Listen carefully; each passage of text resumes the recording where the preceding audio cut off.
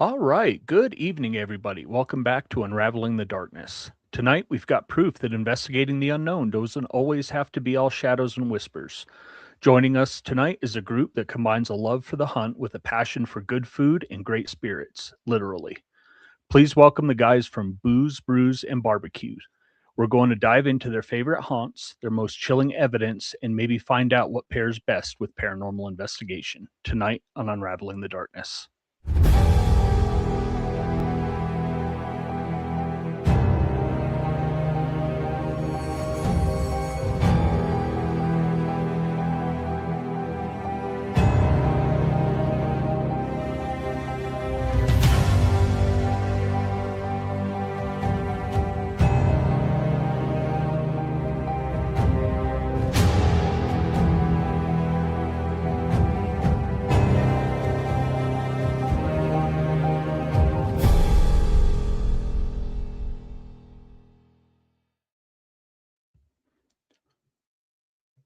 You're muted, buddy.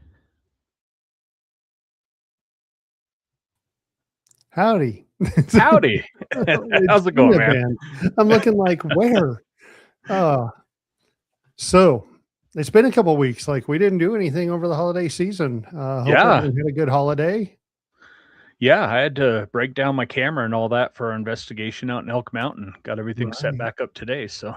Yeah, Christmas happened, and then the next day we traveled over to Elk Mountain and did a weekend investigation, just the four of us in a 12-room hotel, and it was nice. That was pretty cool, having a whole hotel to, check out and roam around. Weather could have been better. We almost got blizzard in, but well, and coming home, hour and a half drive took about 2.25, ground blizzard and high winds and trailers tipping over. And yeah, it was an adventure, man. Yeah. So we did our little Christmas party that we have, and that went pretty good and had a good night and got to see everyone, the same week. And now we're back. We are back, and Scott and Kim both say hi. Yep. I know they were going to be sure they were over here. We're going to talk a little bit about them as well. So let's just go ahead and get started. I'm excited for tonight. It covers a couple of things that I like. Of course, booze and barbecue. Ghost hunting. Oh yeah. Right? So let's bring them on in. Hey guys. What's going on? Not too much. How y'all doing tonight? Very good. Yeah, good. I'm jealous of Barry. He's outside getting to do it from outside. Welcome to Florida, my friends. Welcome to Florida. I would love to be there right now. Yes. Yeah, much warmer than we are. Yeah. It's actually been an unusually warm week because I live in North Florida where it can get cold sometimes. It was in the 40s last week, but which isn't cold for you guys, but for us it's cold. But it's been in the upper 70s. It's been really nice this week. Yeah. I don't know. As I get older, anything below like 60 is just too cold anymore, I think. Yeah, that happens with age. That's what all these grays tell you. Yep. Yeah. They're starting. I actually dye mine, so like it's like an aesthetic look I like. Yeah, he's trying to keep up with me. He's trying to make me feel good. Yeah.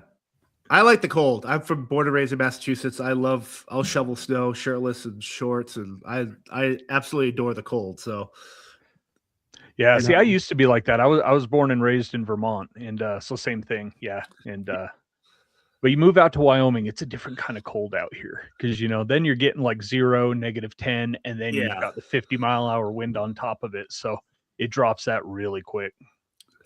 I love Wyoming. Absolutely love it. It's beautiful in the summer and the spring and the fall, but horrible in the winter. So we were talking a little bit before the show about the common interests of you guys, booze, brews, and barbecue. And then everyone kind of has a specialty. Barry, what's your specialty? I'd say mine is twofold. I'm definitely a beer guy, which is the brews part of our show. I grew up brewing beer with my father very early on, beer and wine, and just having an affection for beer. I love trying different things and the culture behind it and the history behind it. So I've always studied that, and I homebrew still to this day when I have the time with my touring schedule. And then on top of that, the paranormal has always been a thing. And that probably started for me back in, I'd say, the high school days, which, dating myself, which would have been the early 90s, and through college. And, you know, of course, when the shows started coming on, the early Ghost Adventures and things of that nature, Ghost Hunters, which was the OG, and all those types of things. I enjoyed watching those. But even before that, going to the library, which kids these days don't do anymore because they don't have to, but finding a book on ghost stories and things of that nature, it's always been fascinating to me. And I had my grandmother on my father's side. She was from New Orleans, based St. Louis, Mississippi area, and she had the gift of gab. She was a great storyteller, but she'd always tell us about these haunted rooms, the haunted room in her house, and it was all BS, but the stories just latched onto you. So for me, it's the storytelling turned into the interest in the paranormal and unexplained, and then the science, pseudoscience behind it, but trying to just see, what is this? What are we all experiencing that is a full thing for everyone around the world that we still don't have an answer to, and trying to experience it in a fun way that, at least with our show, showcases the city and it's a destination thing, and it's not taking ourselves too seriously. Right. I think that's something that more people need to understand and not take themselves so seriously as well. We are all trying to find an answer to something. That's why we all do this, right? Correct. But you don't have to be like, and just, have some fun with it. Yeah, have fun with it. We find, so we get some of the best activity when we're just sitting around bullshitting. We'll go from asking questions to, talking, oh yeah, remember that pizza place we went and hit, at the little bar in town, right? And then next thing you know, things start popping off. It's like, absolutely. We filmed an episode in Montgomery, Texas. It's this consignment shop, and it was pretty quiet. I mean, there's some stuff happening, but it wasn't until we walk upstairs, and then I put on, they had these mannequins, like all the Victorian outfits, and obviously I put this woman's hat on, and I'm doing the investigation with this Victorian hat with like a little fabric hanging off my face, and so it's just like, we're serious, but we're also having like fun with it. Like, not everything has to be a demon, but you also have to be your human self in these situations. And like, it's so for us that we're really striving for like that, really the community connection, but also being ourselves in situations that we might not have any control over. And so it's been an absolute blast. Right. So John, your specialties in the three: booze, brews, barbecue. Well, Ty's not here. He's definitely the barbecue guy. Right. He can Ty's talk going to more be a about, little late, so we will talk to him too. He's definitely the barbecue guy. Interesting with me, I mean, obviously the booze aspect, the beer drinking. I didn't drink till I was 21, but when I did, I caught up with all my friends rapidly. Yeah, rapidly. But for me, it's a connection to the paranormal. I have a huge history. I love history. And growing up in Massachusetts with the Revolutionary War and stuff, and being near Concord, Mass, and all this stuff. It's like growing up, like my parents would always take me to these places that these battles happened, or places like Gettysburg. And so I've always been drawn into like the history and the sacrifice for the men and women that died in these things. And as I got older, like Barry, you start watching these television shows, and the ones that really hammered home like the history of the stuff is what I kind of resonated with. And I kind of grew into the love of like, well, these ghosts and this stuff like that, like how is the connection between the history and these spirits, and why are they there and stuff like that. And so obviously with the show, not only have I've like jumped in further down the rabbit hole with the paranormal, but I can still drink beer with my friends and also learned how to barbecue, because I wasn't a smoker or a barbecue type person before the show. I ate a ton of it, but learning like with Ty and obviously with Barry, like different techniques and smoking and what pellet grills work versus gas versus open flame. And so all this stuff where it's like, for me, it's like a journey I'm on that I get to learn every day. And that's really the fun of it. Yeah, Boston's not known for their barbecue. Seafood, yes. Barbecue, no. Seafood, yes. Not barbecue. Got to go a little further south. Yep. Yeah. Or come out west even. Yep. Oh, yeah. Kansas City, all these different places, all the different styles. Yeah. And so like one of the things we do on the show, like we'll go to a local barbecue joint, like a mom and pop place, and they'll have all these crazy techniques where we were in, I think, Bowling Green, and they cooked this pork a special way where, knowing Ty and Barry, they're big into the barbecue and cooking, seeing them amazed at how they did this was kind of cool to me, because it's like now they're learning too something that they're pretty confident in themselves. And so again, that just happens with even the breweries and stuff, where you think you know how they make an IPA, and then every place is different. And so we love building those relationships with these small places, and like understanding like where they came from, their history, and learning what they do. It's been a real blast.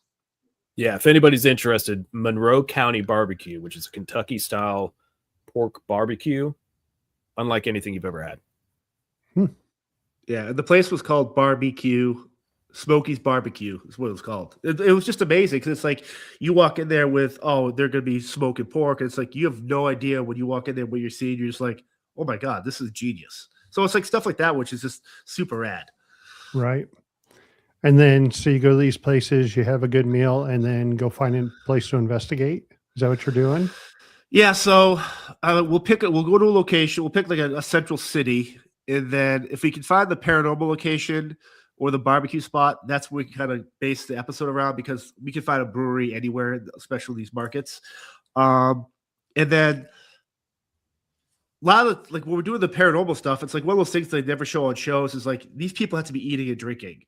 Like, I understand if you're not getting like obviously trashed and hammered and stumbling around, but you never see them eat. And so one of the things we like to showcase is we're at Octagon Hall in Bowling Green, Kentucky, super haunted place. And here we are, we have a Rectex smoker cooking steaks and shishito peppers.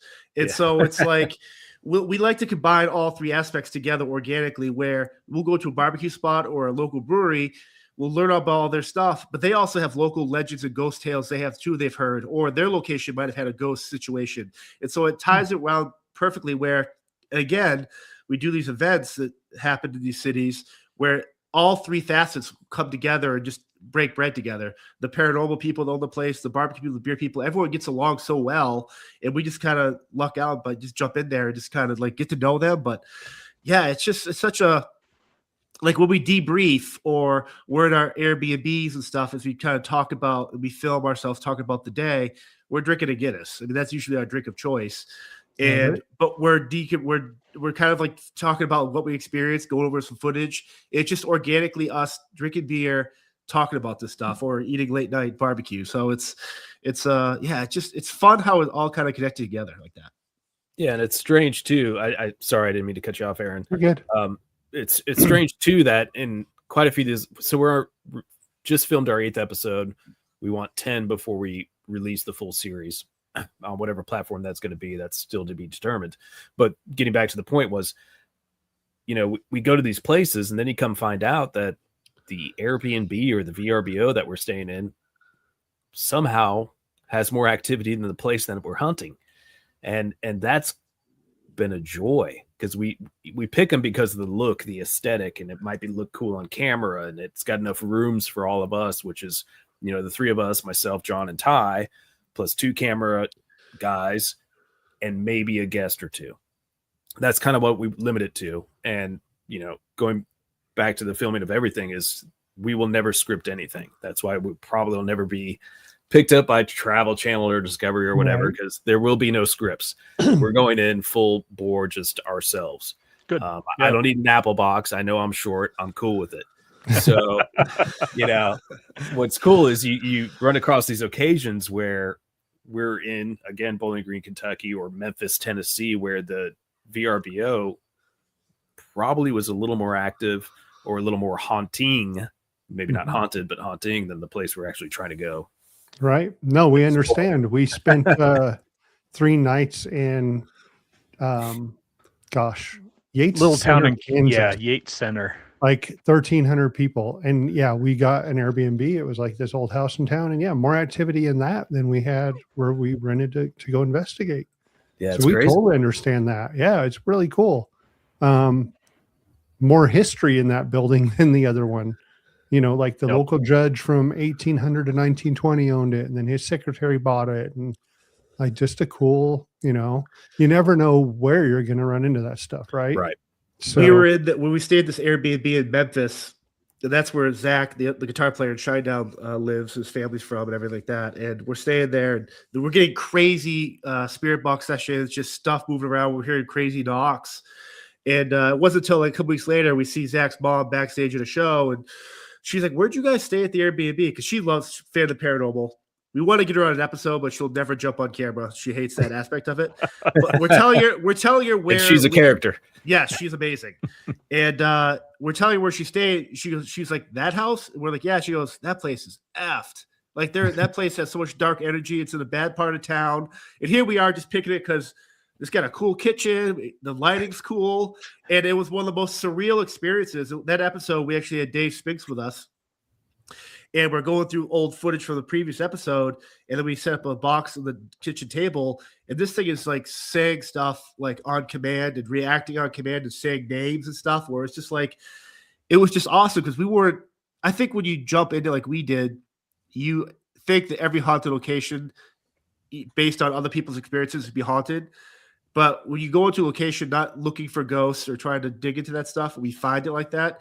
That for me is the joy of this, because it's like, I don't know, it was just a wild vibe. It's been every Airbnb we've been in, and a couple of them have been across the street from a cemetery and stuff like that. So obviously the optics, maybe a ghost could flow through there. But it's just wild because as soon as we start filming, as soon as we start landing boots on the ground location, we start filming stuff, and the whole trip, we've had wild experiences at restaurants with like weird smoke flames appearing and stuff like that. Or it's just like, I don't know. We joke about it, like we think all three of us get together, like the energy. And I don't know if you guys can talk to this, if you hunted enough together, where the people you're with, they have formed some sort of the kinetic energy where it like the energy, the forces or spirits, whatever you want to call them, they react to that because they I don't know if they sense like, it's not because we're not skeptics or we don't care. We're full believers. We're just who we are. And we're not there to be like malicious or like, we're just there to try to get answers and try to learn. And so I don't know, like maybe you guys can talk about like that, how vital it is to be like with the right group of people. Because we've done stuff with guests and little segments and stuff where that person's distracted by a cell phone call, or I don't know why they had their phone on to begin with, or other stuff going on where it's like you could, when you were filming, doing this stuff, you can look at me, Barry, and Ty, and we're locked in. Same with our camera guys, Josh, Carter, whoever it could be. We're locked in. And so sometimes when you do this stuff with people that are appreciative and want to learn, they're not like really there. And so like it's so tough to like all be on the same page when you do this stuff. Right. Our group is it's my wife and I and Jason and then Michelle. We've all had everyone on here. Everyone that watches knows our people. But yeah, it's definitely like just regular everyday stuff, the synchronicities that we have. Like I'll be picking up the phone to text Jason and there will be a text come through from him, or all the time. Yeah. The best is we do a double Estes method. So we put two people under at the same time, and Gina and Jason are like this magnet and just pull them in. Michelle and I can go under, Gina and I can go under. It's not the same. Like those two, it is something. And it's that the team that you have and that cohesiveness that you get. It's interesting when that happens, when it's like you're not in the same room together. Like today, last night I was doom scrolling, looking up like gyro recipes and all this stuff. Like, oh man, it'd be cool to film a gyro barbecue segment like our style. Sorry. And then Barry texts us and goes, "Oh, I made gyros last night." So it's like stuff like that where it's like it happens so often with us where even when we're not together physically, we're always on the same page. It's only getting stronger the more we film together, if that makes sense. Yep. Yeah, the synchronicities start appearing, and it's just so weird how everyone starts meshing. And I don't know if that kind of goes into like the belief behind like auras, right? And you all kind of strengthen each other and put out those good vibes, which make the spirits want to talk back to you. Something like that. But yeah, it's interesting. We investigate a place that I've been investigating for 20 years, and getting completely different stuff since I've joined Way Out West Paranormal, and we started investigating as a team there. So I think you're spot on with that, John. Yeah. Hi, Ty. Hey, how are you? Good. Sorry I'm late. I'm stopped up the toilet again, so. Yeah, no worries, man. That's not true. Family first always. How long have you been together as a group? Ty, let's have you answer. How long you all been together as a group? Oh yeah, that's a good story. Last November, so a little over a year. Yeah. But tell them how we met, Ty, or how we settled on you. Settled. Well, can we just kind of do this first? We know Barry is the drummer for Shinedown. We all have heard everything. It's great. Like, you guys are awesome. Okay, now it's out of the way. John, you are the security director for them? Yes. Okay, so you two have known each other for a while, obviously. Ty, how do you come in? I have no idea. I have no idea. Apparently they like my pulled pork and ribs, so that's why I'm here. That's a damn good reason. Yeah. That's not true. So Zach, our guitar player, is also a barbecue guy. He grew up in Memphis, Tennessee. He's from Memphis. Can make some mean barbecue, actually. Though I tease him a lot because he's my little brother. He's younger than me. He can make some mean barbecue.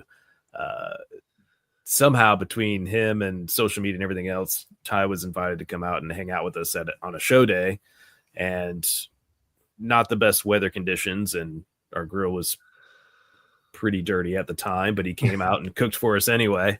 And in him cooking for us, which the food was great and delicious and everything else, because Ty does a lot of online cooking, everything else. He's also our head of film, because that's his background, is film. He lives in Texas now, but he grew up in LA. He's got a very huge background of film. Yes, I'm talking about you, Ty, because I know you won't talk about yourself. Yeah. So he comes out and cooks for us in Shinedown at a show. And we just hit it off. And John and I John had kind of come up with this initial idea, and then John and I talked about it over a beer at a bar while we were on tour. And we both looked at each other and said, Ty's the guy. And just because we get along, we really enjoy being around each other. We don't annoy each other. And when we get together, like I said before, Ty got on, there's just a chemistry here that's fun, and it's not put on, you know? Yeah. Nice. Oh gosh. Where are some of you told us about Bowling Green, Kentucky. Where are some of the other places you guys have filmed and we can look forward to seeing in the future? The episodes we filmed at were, I'll go in order: Fort Worth, Memphis, Charleston, Norfolk, Montgomery, Texas. Yep. Then we did what was after Norfolk? Bowling Green was after Charleston. Norfolk, Jim Thorpe. Oh, Jim Thorpe, yes. Jim Thorpe, PA. And then end of this month, we're actually filming 2 episodes because we're doing 2 haunted locations and a bunch of stuff in Massachusetts. So Fall River at the Lizzie Borden house. Right. And then in Gardner, Mass, at the S.K. Pierce Haunted Mansion. Nice. Yeah, the Lizzie Borden one, you guys have sold that out. I saw just a little bit ago. We saw that it was sold out. Yeah. So we're doing a haunted dinner, murder mystery dinner, followed by a ghost hunt. The dinner sold out in a couple of minutes, and then we're opening up some slots for people to ghost hunt with us for a couple hours after the dinner, just to kind of. I think it'll be fun. It's the first time we've interacted with a crowd that way in terms of like the paranormal space. But we have Horn Paranormal with us, Kim and Scott, who we lean on for a lot of our gear advice and the questions about a lot of devices and all that stuff. And so they'll be with us the whole week filming and stuff. And we're releasing a collaborative REM pod with them. And it'll be cool to interact with them and the people that have questions about paranormal and ghost hunting. Kim and Scott will be able to answer a lot more questions than we can in terms of like gear and why certain technology doesn't work here, radio frequency, and all like the crazy nitpicky stuff that I don't really understand. I'm glad they're there to help dissect that for people. Well, it'll be just kind of cool to because I want to see how people's energies are, or we talked about the auras and stuff like that, those situations. And obviously a location that has a lot of history and a lot of people have experienced stuff there. And so, yeah, it'll be fun to do that. All right. People who watch our show obviously know the Horns. They were our very first guests, and they were just on our 1-year anniversary show, and we love them. Super awesome people. They're great. Yes. In fact, they did something as part of your book club box. Is that correct? I remember seeing something in the book club box from them. So let's talk about the book club. Yeah, so the book club box is just I started doing these book club boxes for my podcast, Spear Talk. And I basically curate a box every 4 months where, based on guests or subject matter, anything from wildlife conservation to a thriller book to you name it, whatever I cover in my episodes, I basically curate a box and we kind of put in like different stuff like beer koozies or like bottle openers, like just different knickknacks like that. And people have really had a blast with it. And then I approached Ty and Barry and was like, hey, we should curate our own book club box every year where we kind of build upon every year. And so this box this year had a cookbook where you can kind of log in recipes. It had a paranormal notebook where date, time, temperature, all the stuff, the note-taking stuff we do for someone. And a book on the history of haunted dolls. Like, what's that one down in Florida? Robert the Dolls, Annabelle. So a book on that. And then the history of Guinness, filled with Ty's rub, one of his rub things, like keychains, side pictures, stuff like that. We just kind of curate a thing where people could enjoy it. And so the next box that comes out this year will have a build upon that stuff. So hopefully as people partake in that, they bring their notebooks to the ghost hunts with us and stuff like that and like learn how to like start tracking this stuff and like appreciating this type of stuff we're doing. And so it's just one of those fun things. And like obviously moving forward with that with Horror Paranormal, back to your question, like we'll do like a cool thing. One of the things they did add to the box this year, they made us like a poker chip with our logo, their logo and stuff like that. So yeah, it's one of those things where again, we're just going to grow the community we can with curate it, how we think people. Yeah. And so down there. Yeah, right there. Poker. Oh, there you go. Yeah, that's nice. Man, I tell you, Scott cranks out some awesome stuff on that 3D printer, man. He spends so much time designing and tweaking. Yeah, it's really cool. I don't even understand the technology of 3D printing. Like, it just boggles my mind. You could just program something and it just does it. Yeah. Yep. I just send it to my printer, and then in hours later, it's done. Yep, in 3D. It's crazy. Yeah. So we have a the new Ouija board that they're doing is really cool. And the Ouija board, the houses, the buildings that he makes, and he gets each. Gosh, Scott, you're over here. You're amazing at that stuff. It's really cool to see some of that and the technology they're putting inside of it. Yeah, and we've got some cool stuff coming with that. We can't really say yet, and it's just fun collaborating with them because they're like-minded people.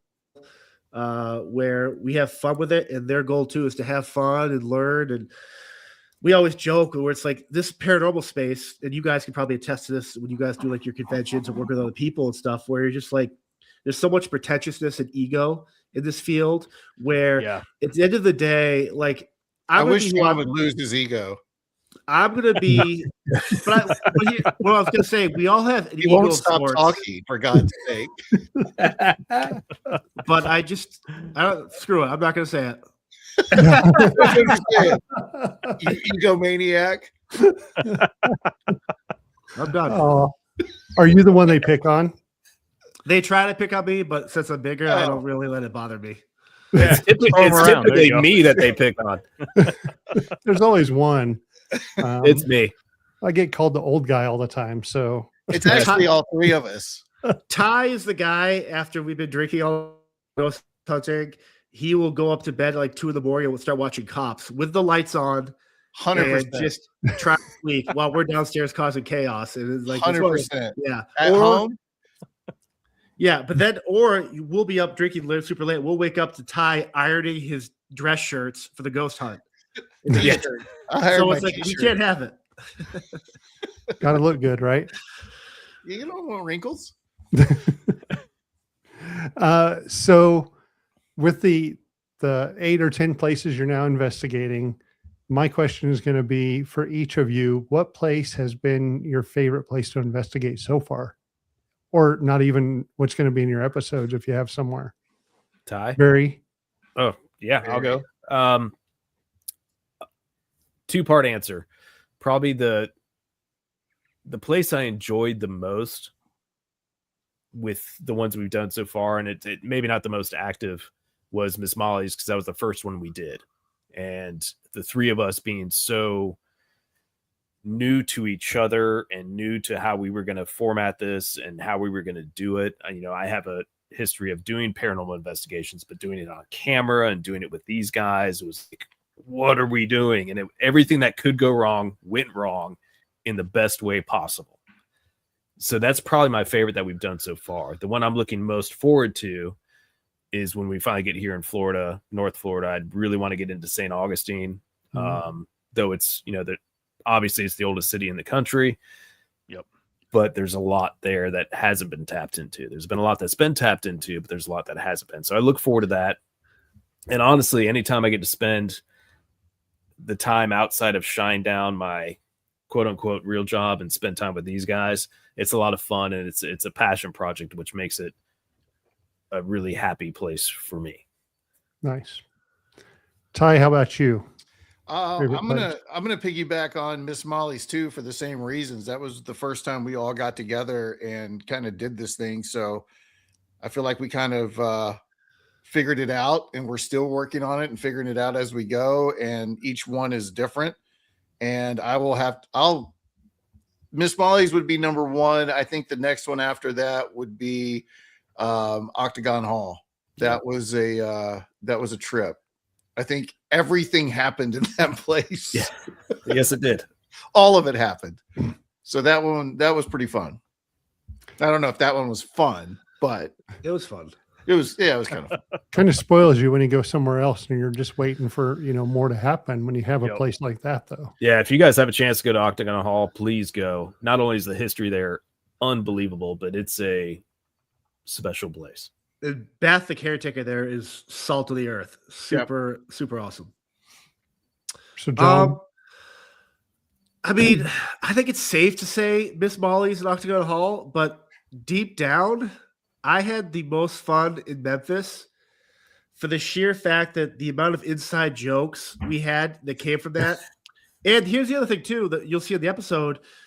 We were there. The roads shut down because there was a snowstorm that came through in the middle. What was it? January, February, whatever. Yeah. And it like everything got shut down. So we're like literally inside this haunted location, Ernstine Hazel's. Pouring And snow. right. And we had Which Memphis. doesn't happen in Memphis. No. And so it was super weird vibe. Stuff happened when we walked in without us even recording yet. But like, I don't know. I just feel like there's a lot of, that's where I think we first clicked.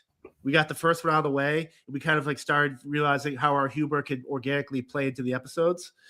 Yeah, I would say Memphis, but I love them all for different reasons. Different episodes have different guests and different personalities, like Brian from Rockfeed and in Norfolk was a blast. Just seeing him so excited reacting to a REM pod hit while during a session that was like crazy. And so it's like seeing people excited with that stuff. For me, I'd say Memphis. And this is for the comment of everyone that's on Facebook saying I'm going to be the scared one. I cannot wait to post this reel tomorrow of John pushing me down the stairs, running. Full bore. Yeah. Norfolk was fun. That was, but like Ty said, we like two of us have been scratched.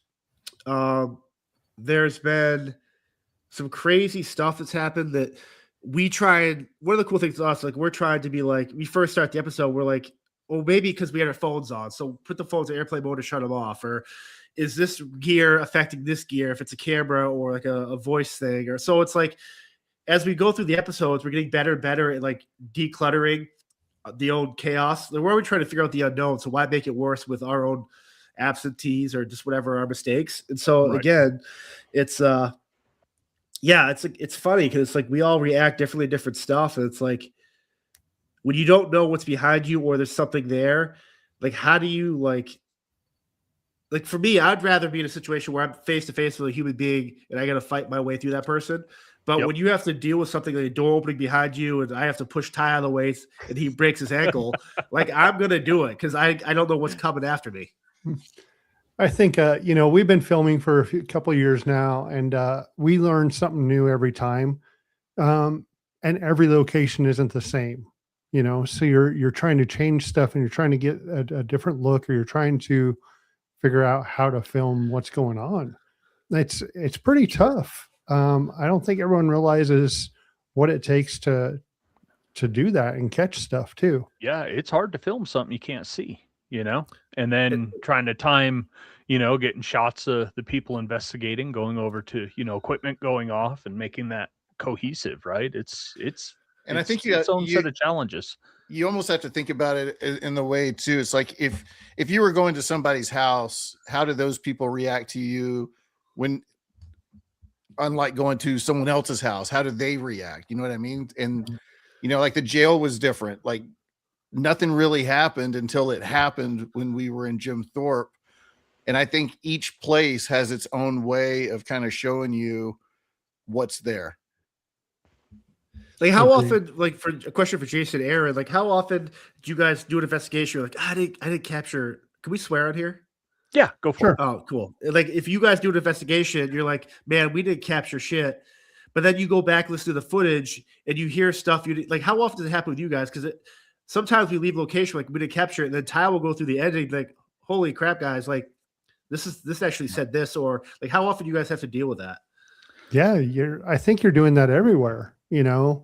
I'm giving Jason a lot of the footage, but I'm still going through like audio recorders and stuff like that. This one that we just did, we talked about at the beginning. We spent Christmas weekend an hour and a half away. We had 12-room hotel to ourselves, left audio recorders going all night. So now it's like going through and then you're like, ooh, was that me snoring or was that, something? So. And a big thing we've had to do for the places we have to travel to, which is a lot because there's not a whole lot out here in Cheyenne. Like everything's at least 6 hours away for us for the most part. So we've started doing 2 nights because we take really the first night's kind of exploratory, right? Just kind of getting the feel of it. And then the second night we can kind of start going in with those, more pointed questions or techniques or something like that. And the 2 nights has worked out really well. So how do you guys delineate between your group who looks at what?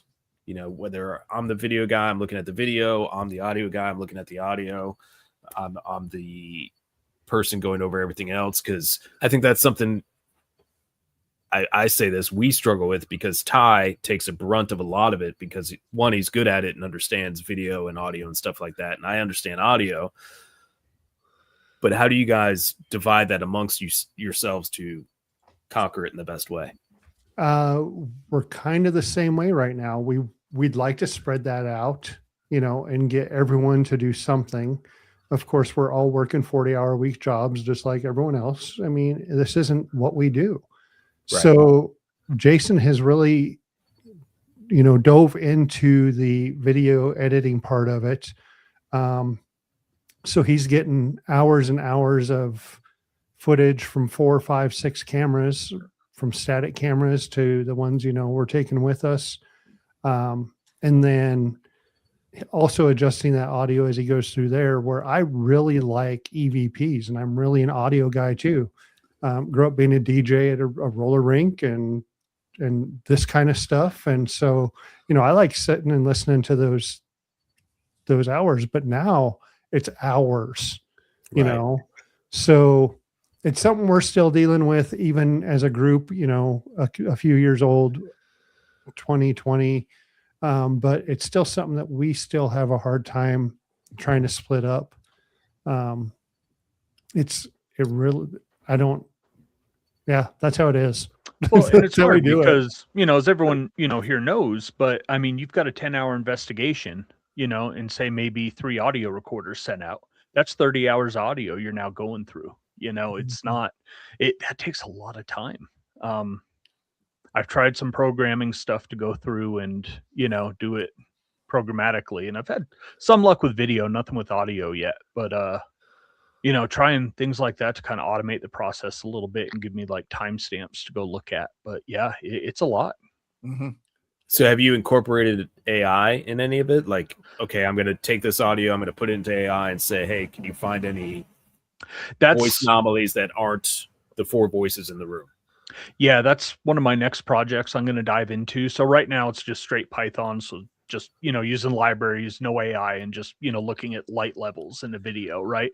To tell me if a REM pod goes off when we're not in the room, or a cat ball, it can see the difference in light Sure. in that frame. But yeah, AI is something I want to dive into and try to do that. I don't think it should be too bad either, since I have, hundreds of hours of voice samples from everybody. So should be able to train that pretty easy. AI would definitely help, cut down that time. Yeah. And see, my thing with it too is, once I get this stuff ironed out, I plan on just like throwing it up on GitHub, open source to the community, and hopefully have it packaged in a way anybody can download it and, run it on a laptop, or eventually maybe a cell phone, but that's way further down the line. Yeah. Mm. I saw Kim over here in the comments. Hi, Kim. She said, talk about your museum, guys. Is that something in the works that you can talk about? So, I mean, I'll say this part, and then Ty can kind of jump in here. So one of the things it started with me and Barry, like we want to start looking for like haunted objects so we can kind of like bring home, curate. So I've got like 5 or 6 dolls. I got a marionette. I just picked up 2 more items this past weekend in a consignment shop. Barry's got a ton of stuff. He actually has collected a lot of this stuff that he could touch upon. And then we're trying to get Ty to do all this other stuff with us, but obviously he can't really do that because his wife won't let him. It's for obvious reasons. But so we have this idea where we're going to curate all these things. I started doing the doll stuff just to practice the spirit box, dowsing rods, because a lot of this gear, you get comfortable with the spirit box, you get comfortable with the REM pods, and that type of, like the music boxes. Like I understand that, but when it comes like to dowsing rods and stuff like that, like I don't have the confidence to trust using them because I don't trust myself not to move them myself. And so I'll try. My goal was to get these objects just to practice stuff in my house. And then as I started documenting this stuff, a couple of my items are super messed up. Like I can put a spirit box in my room, walk in, and then within 2 seconds, still to this day, I'll get a Hey John off this one marionette doll I have. And it's the weirdest thing because it's like it knows where it is. And so super creepy. And then we start buying these dolls. And then one night, I don't know if it was Liquid Courage or whatever, Ty texts us going, fuck it, I'm getting a doll. And so he's like, how about this one? I go, no, that's too weak. Get this one. We find it on this Etsy shop that kind of breaks down like the stuff that's been done to it, the history they've got from it, and whatever. And so I'll have Ty finish the story, but in that part of it, the larger scale, one day we want to open a museum or like a haunted Airbnb type thing where people can go and do their type of things with like, whether it's spirit box, dowsing rods, REM pods, whatever it is, and just have people kind of like partake in a location that might not be haunted, but the objects inside, the energies kind of pull off that. Haunted Airbnb would be amazing. That would be awesome. Yeah, it's like we have to look at like the insurance purposes of it, because again, you can't really, if something latches onto someone or they're a huge pussy, like I don't want the responsibility. I don't want that responsibility, but also there's some items that have to be inside a glass case. Right. Or oddly enough, Ty's been collecting dirt from super messed up historical places where stuff has happened, and he's getting reaction from just a cup of dirt. And so, Aaron, are you pointing to Jason or Aaron? I'm pointing to like this shelf. Got it. We're doing the same thing. Like we get dirt. This right here is probably the coolest thing. I'm going to roll back here and grab it real quick. Yeah, we got this at Dumas Brothel. This is from Butte, Montana. It was a brothel from 1890 to 1982. She got more time for tax evasion because they weren't paying taxes as a brothel than she did for killing her husband. Yep. So there's cases of this in the back, and there's a few downstairs, but this is prohibition liquor. Oh, that's awesome. That's cool. So we finished up our investigation, and I messaged the guy the next day, and I was like, hey, would you be interested in selling? And he's like, yeah, here's the door code. Leave the money here. I was like, cool. Sweet. Yeah. So we went and got some prohibition liquor. Did Yeah. you drink any of Tasted it? No, No. it's sealed, and it's actually like on the side. It was A kind lot of sediment and separated, stuff like and it that. was- Yeah. Oh, that's the yeah, good so part. they Yeah. had And it lived different through a labels. flood. And this Um, one was lacquer I drink it. polish, but there was like car polish. It's all the polish, yep. same bottles, all the same type label, just different polishes. So, But yeah, yeah, we're doing it's the same been thing. We got- sitting in 100+ degree heat in the summer. It lived through a couple floods when the basement flooded, and yeah. So Oh, that tastes like victory. Yeah, right. So Ty, you bought a doll. I was hoping we weren't going to do this, but I bought the doll. We're not and missing out. the doll got here, and how did so the doll got here. I opened the doll, and I didn't know it was a doll. It was during Christmas, so we had gifts come. I had boxes coming, so I thought it was gifts. So I opened it up, and I saw the hair sticking out, and I was like, "Oh shit!" I didn't want to bring it in the house, so I took the EMF reader that I have here. I put it right next to the box. I held it there, and that sucker went red, and it would stay red. And then I was like, "Okay, it's gone." So I took the box, put it out in the shed. And then I sent the picture to John, and then John posted it. And then Christy saw the picture.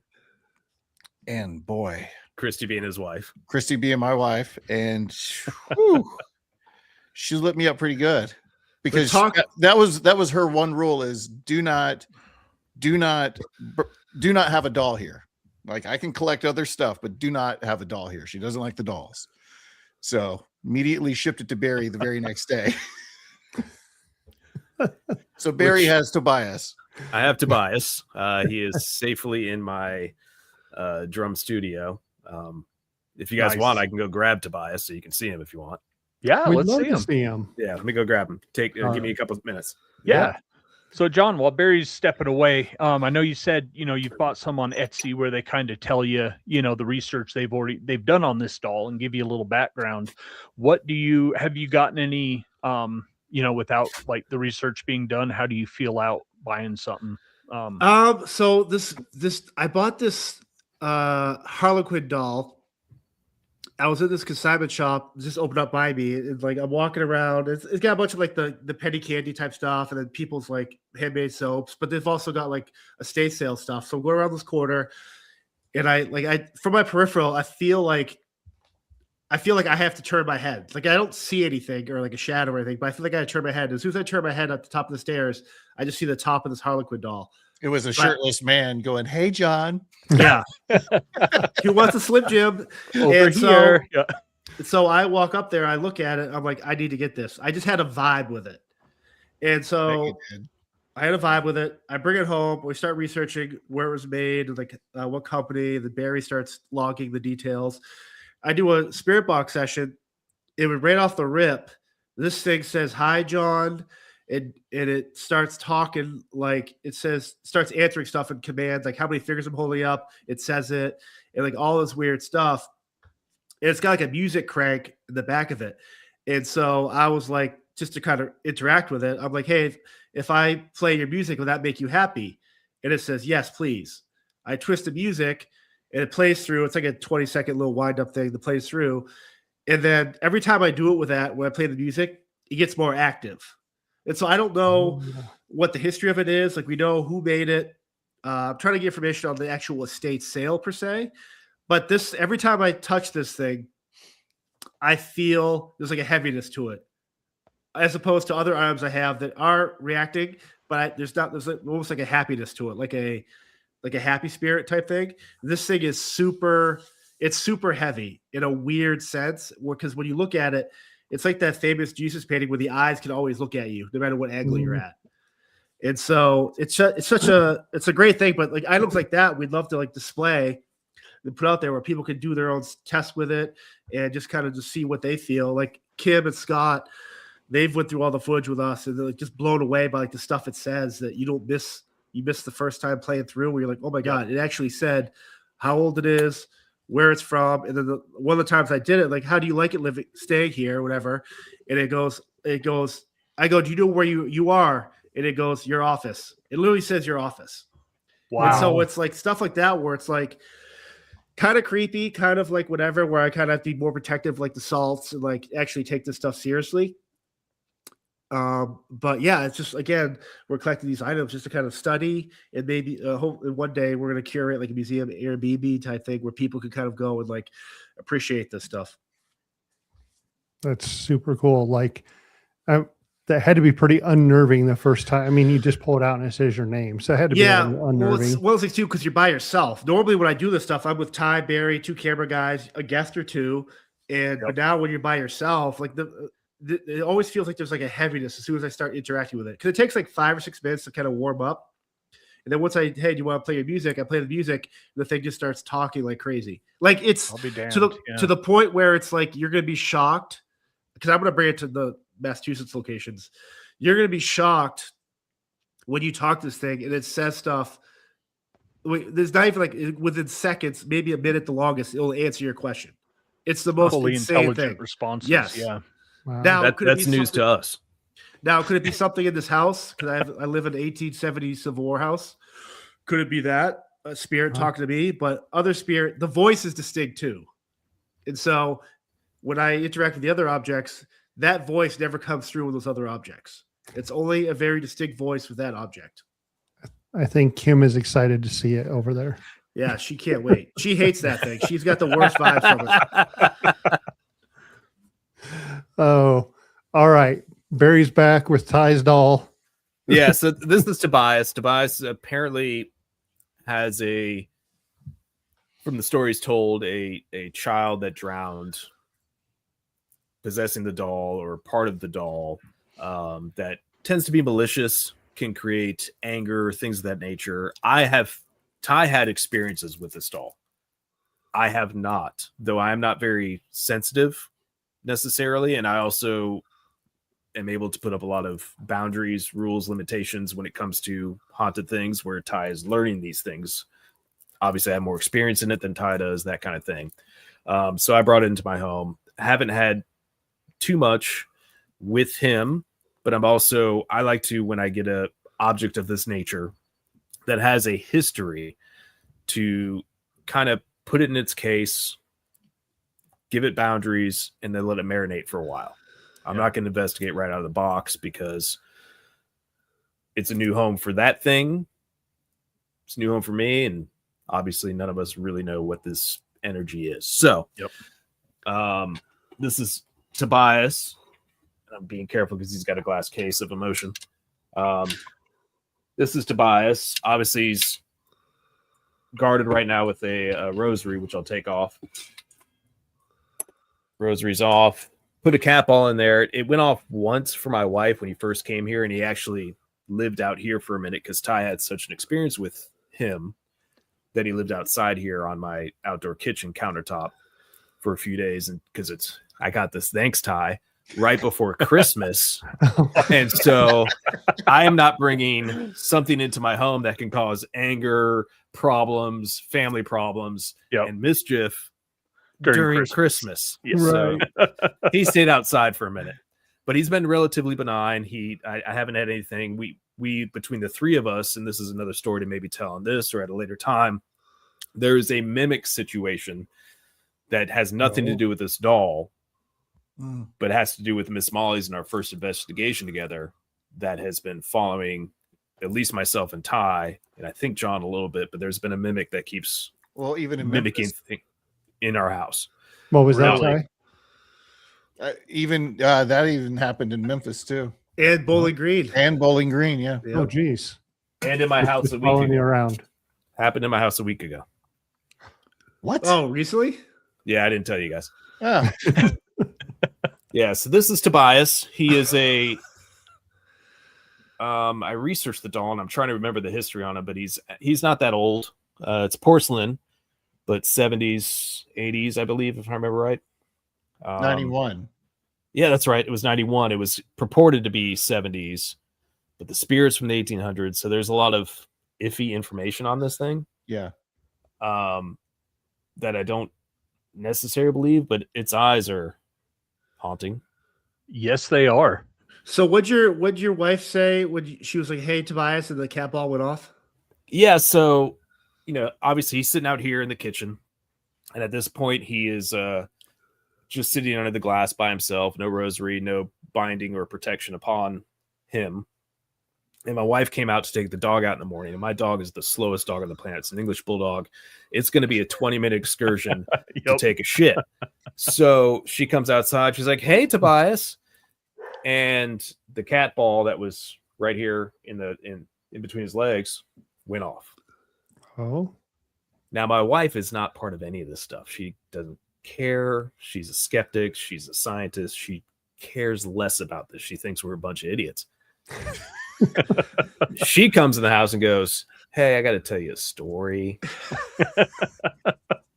What is that thing in the thing? This is how my wife talks. The thing in the thing that lights up. I went, "That's a cat ball for cats." And she went, "Yeah, but what?" I said, "Well, you have to move it. You have to hit it to turn it off or turn it on." And that maybe got her thinking a little bit. She still doesn't care. She still doesn't. But I think that's why we've been married for almost 24 years. Nice. What was the mimic situation you had last week?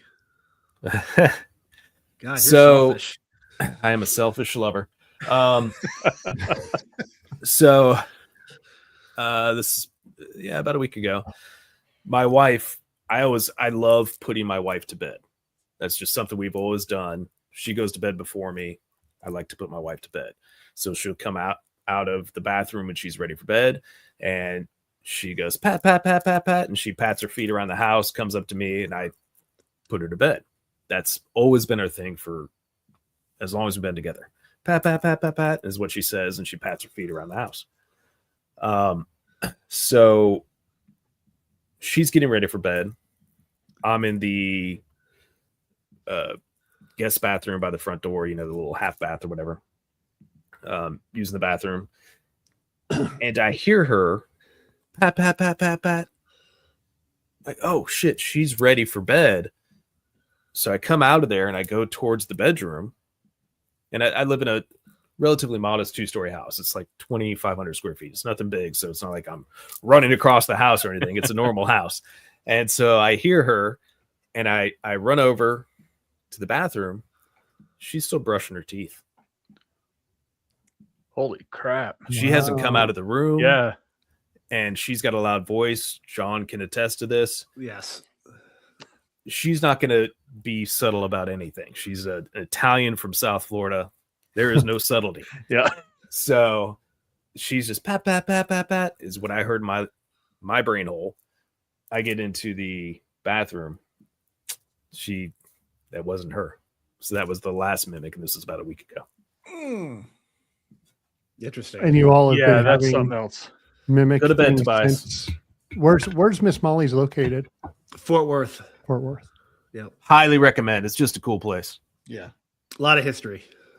It used to be a former brothel too, so a lot of that type of like cowboy rancher type history. Let me tell you that those are some crazy places. We did one here in Cheyenne too, and they're pretty cool to investigate. Yeah. Well, I mean, it was literally the Wild West, Sodom and Gomorrah. There were no rules. Right. Yeah. I like it. It's in Butte, we don't want to give too much away, but it's they had tunnels from the mine that they would come right to the brothel. And the miners are still there. Yep. We'll just say that, but the miners are definitely still there. Crazy. So it's super cool. If you guys get out west, we recommend the Dumas brothel in Butte. Well, you should join us. That'd be a lot more fun. Yeah. I'd that'd be drive awesome. it again. Yeah. I'd drive it again. Everything that we do is, like you said, 6 hours, but our big trips are always Labor Day, and we've done 10 and a half. We were looking at a 14 that's coming up, but it's going to be 10 again. So yeah, nothing's super close out here. We're jealous of the guys that live back east or down south because, the first month that we did our podcast, we were talking to people from Tennessee and they're like, "Oh man, We had to drive 2 hours to get to, and I'm just like, Like, that barely gets us to, the outskirts of Denver, So, Ty, we haven't talked to you a whole lot. You're the barbecue guy, right? Yeah. Sometimes. No, I love cooking, man. Like I'm in the backyard almost every night. Yeah. So we started out with asking, the whole group is Brews Barbecue, but Barry had said everyone does have their specialties, and they definitely push the barbecue to you. I mean, they said they like the barbecue, of course, but. Well, Barry's a heck of a cook. He'll text us pictures of stuff that he cooks. It's like, come on, man. John's dabbling in it. He's getting there. He's got pulled pork under his belt. What else have you done, John? I've done ribs. I've done beef brisket. Did you do a brisket? Yep. And I did I've done chicken. I've done not a spatchcock chicken, but I've done like put a whole roast chicken on there, like a whole chicken on there. Yeah, I did a beer can. Oh, nice. Yeah, but it's all stuff I learned from the show, watching Ty and Barry do this thing, where it's just like, I like the fact that it's like a process where normally growing up, like, oh, your dad would be like, oh, go cook burgers on the grill. You light up the charcoal you put the meat on there while the charcoal is still burning off the lighter fluid, and like, so you're just like whatever. But like, it's great like taste. I love the smell of gasoline. Is. Yep. But like, I just love the fact that we work a lot with like rec tech and stuff where you put the thing on the thing, you have 6 to 10, 12 hours, even an overnight, if you're doing like a pulled pork thing, where it's just like, there's a lot of love and care that goes into it. You just can't you could watch a game, you could drink with your buddies, and it's still cooking. You don't have to like babysit it, but it's such a cool process to kind of like watch these guys do it. And like Ty's being super modest, but like he's a really good barbecue chef. I enjoy cooking. It's a great escape just to go outside and, cook something and put some music on and just kind of get away from everything. But no, I really, really enjoy cooking. Yeah. You're being super modest, Ty. Yeah. It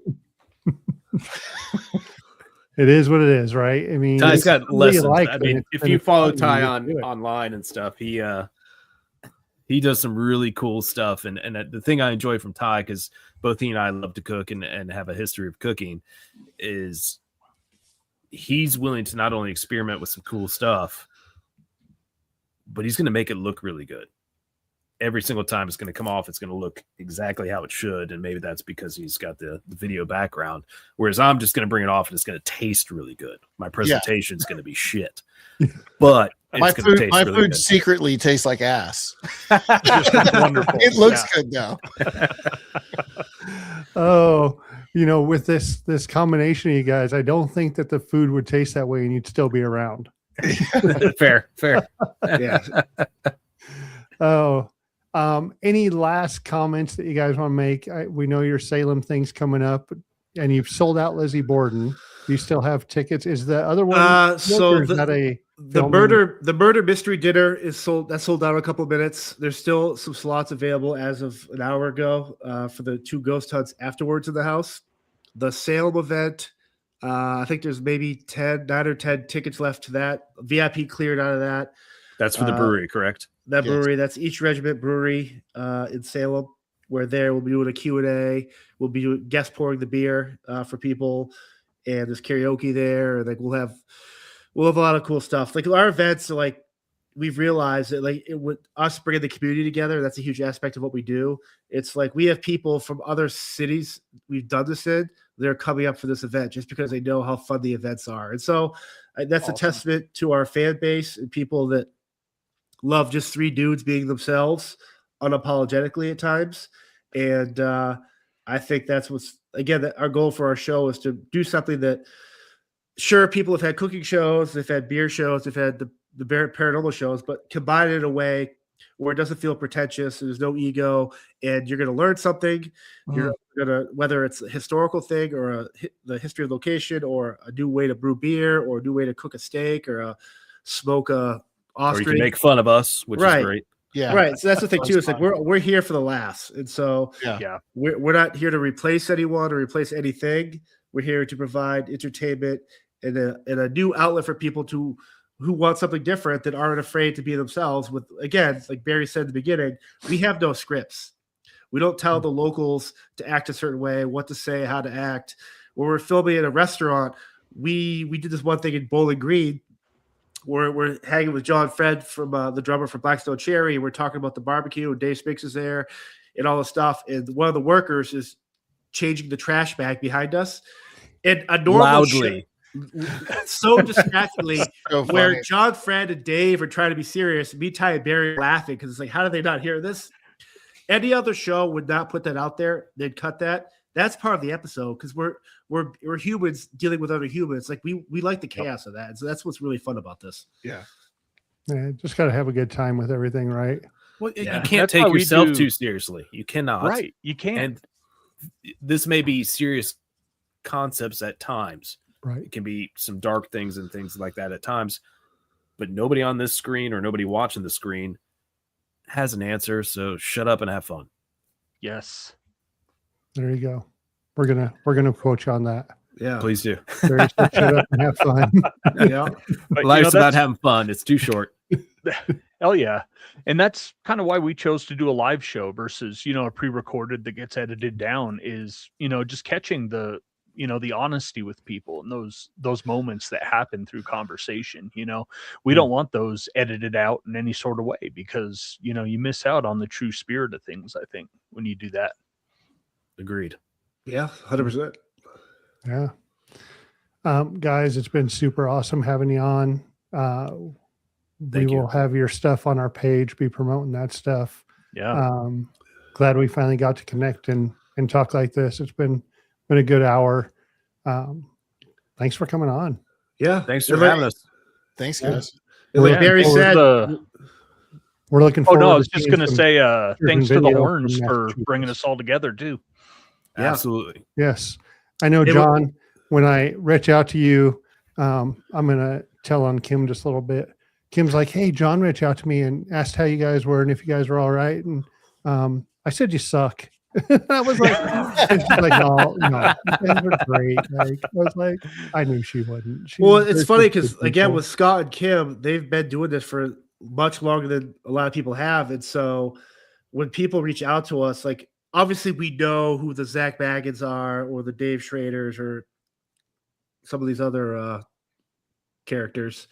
And what, for us, it's like, if we're dabbling into this space, like we don't want to be, we want to work with or talk with genuine people that aren't here Yep. for an ego trip or to belittle or talk down to people. And so, like, again, when podcasts reach out or other people, hey, we'd love to film with you. It's like, well, I don't know who you are. And this isn't me saying you're a bad person, but like, I want to make sure we're not hanging out with snake oil salesmen or people that are like the reason why this whole world space sucks. Right.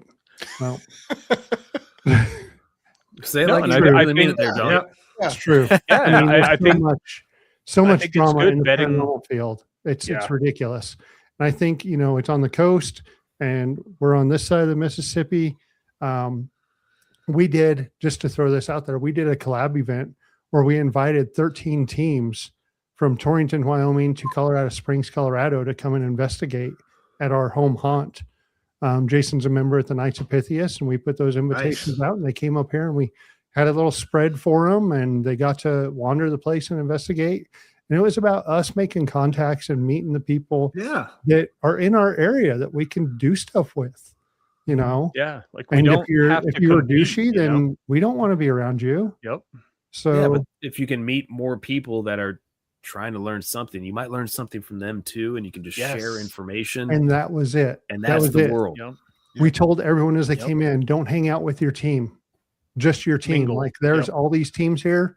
Gather, get up with another team, do whatever. You can learn something. We can learn something. Everyone can learn something new from someone. And it started out being kind of, cliquish, right? All the teams, but by the end Sure. of the night, because God, we started at 3 p.m. and went till 1, 2 a.m. We did it was about 12 hours. Yeah. Awesome. Yeah. Wow. And yeah, by the end of the night, you know, like all the teams are crammed in together in this one room doing like a spirit box session. And, you know, they're explaining some equipment that people haven't seen yet, you know, and they just happen to pick it up online. And oh, it was so cool to be able to experience that. Yeah, That's great. And I think it's one of those things too where Matt Rife getting the museum and I'm not going to call it drama with the Conjuring House, but like the paranormal world, it seems like it's getting even bigger. And there's room for everyone to do their own thing, pick their lane, or if you're like us, take the whole highway and just, but be yourself and don't be afraid of people, naysayers or negative people. Like if this is something you care about and love, there should be no one in the internet, interwebs or anything out there telling you your tactics suck or your food sucks or your approach sucks. Like, hey, we're out here doing it. Come meet us on the road. Come do it. Right. You won't, but Yep. Yep. And that's fine because people like that out themselves, right? And then you can Yeah. choose where to spend your energy on. So we just put Ty on him. He goes after him on social media. It's awesome. there you go. The two of you are vicious. I come from the South where it's bless your heart. Right. I'm just super kind with everybody. Yeah. Yeah, That's why I have these two guys. We go straight in with the fuck you. Yeah. I don't know, man. The bless your heart is a very underrated cut that goes. It's a dagger. Deep with a lot of people. It hurts more because you can say it with a smile. Exactly. Yep. It's like you just called me a Beba. Like, man, you just called me an old woman. Bless your heart. Yep. You get that little southern twang between, or with it, man. Oh my God, it's sharp. Yep.